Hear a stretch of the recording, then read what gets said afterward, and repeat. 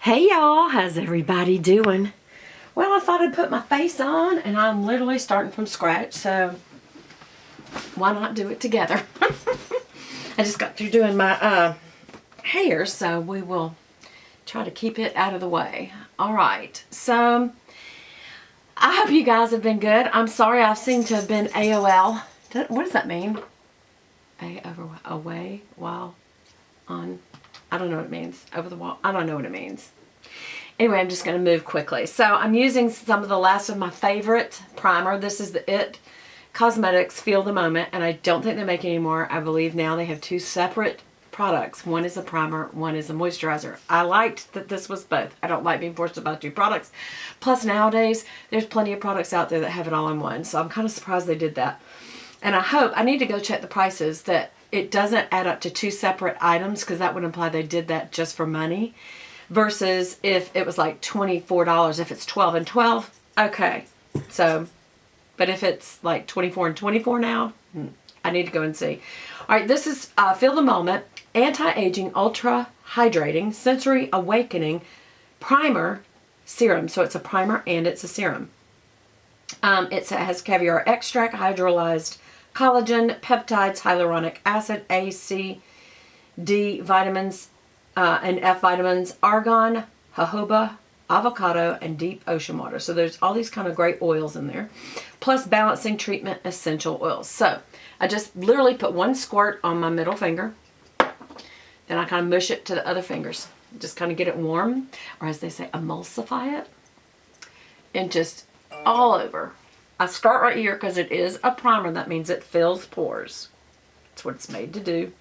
And so wherever I've got wrinkles and big pores, which is on your nose, either side of your nose, and down here on your chin, then I just do it real good on my kisser wrinkles above my lip. And then I just massage my face real hard. Get that oxygen into the tissues by just really causing the blood to come to the surface. And it's really pressing it in. And then I just make sure I get my whole forehead area, because we tend to do like that and we miss going a little higher. Right up into your hairline. And then these wrinkles right here can be real, I don't know if you've looked at an older lady, but these right here can be very pronounced. So not just the forehead wrinkles, but the sides. And then of course, what people call the 11s, or this wrinkle right here, wrinkles. I've got one big one instead of two little ones so far. And then I'm going to just, whatever's left over, I'm going under my eyes and over my eyelids, because this is a primer.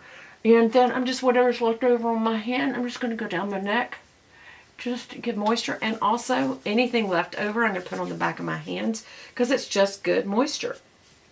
I don't want to waste it. So first of all, what's first? I'm not seeing something I need. Where is it?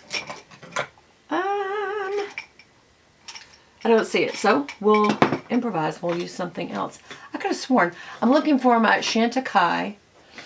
Oh, you know what? It's probably in my dressing area. So that's okay. I've got more than one product like this.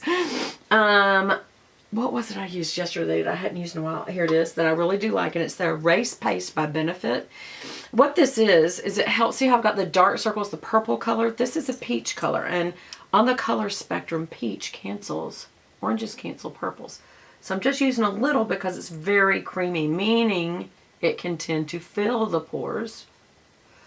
And I don't necessarily going to get all of this, but really right here where it is dark purple, because what I'm doing right now is not brightening but canceling the purple color. That's all it is.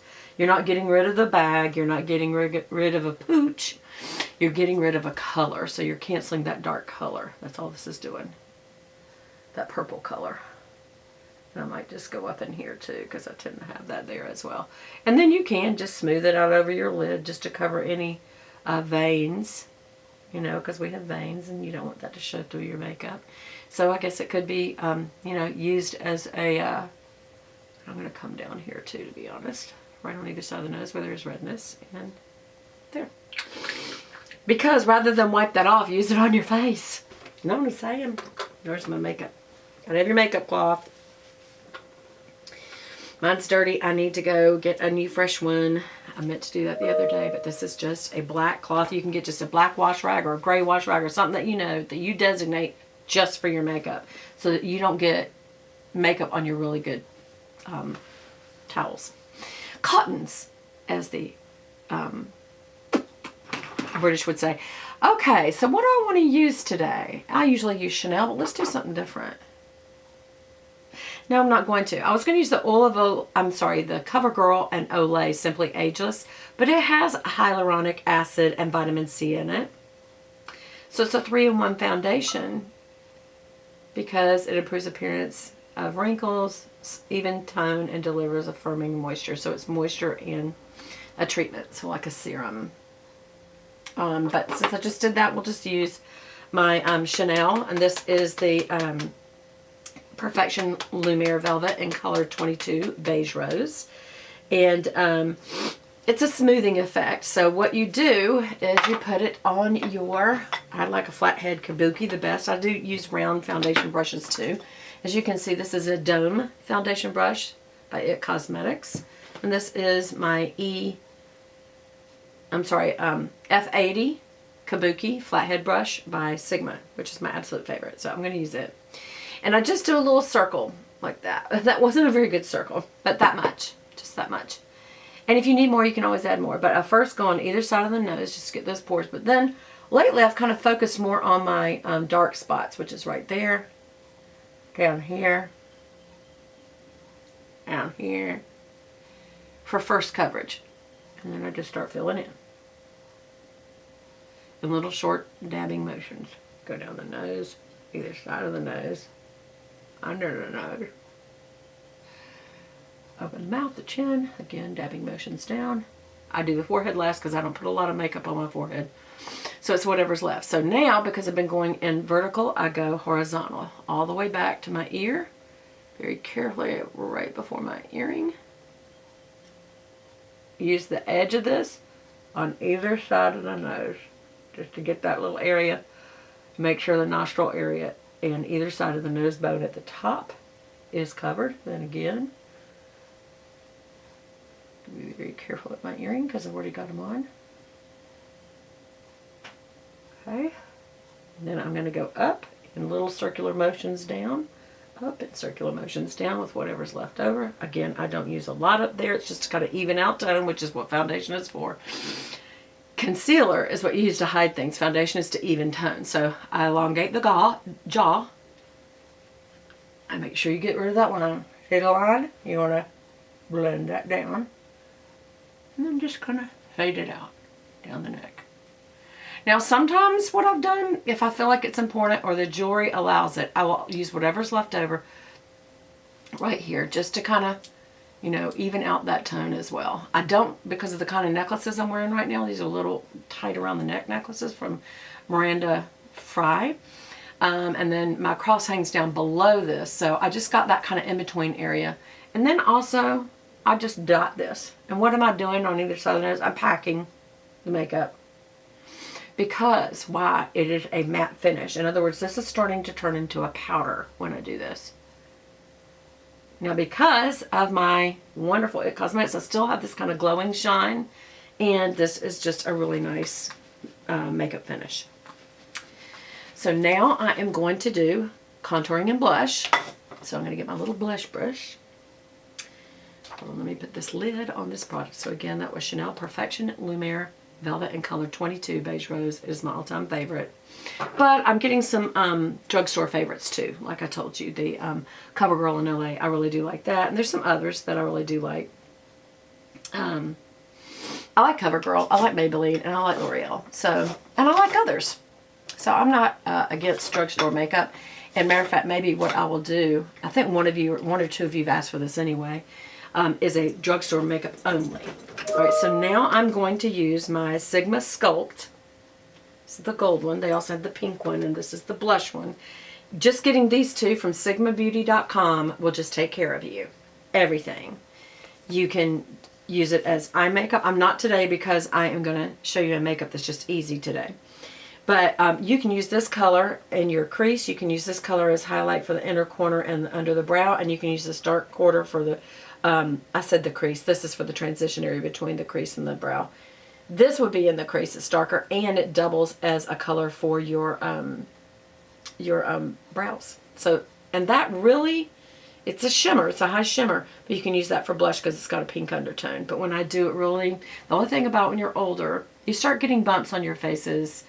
It can be anything from skin tags to just, she called them sun buttons, to just, you know, a raised area under the skin like this. And when I use like a cheek highlight like that, it just like shine, and all of a sudden you notice it shine. You know, highlighters highlight. So that's why as you get older, you don't really need a whole lot of highlighter if you've got any kind of skin texture stuff going on. But sometimes I do it anyway just for fun. But my favorite color in this whole palette, well, I do love the Shine On highlight because I use that under the brow and in the inner corner.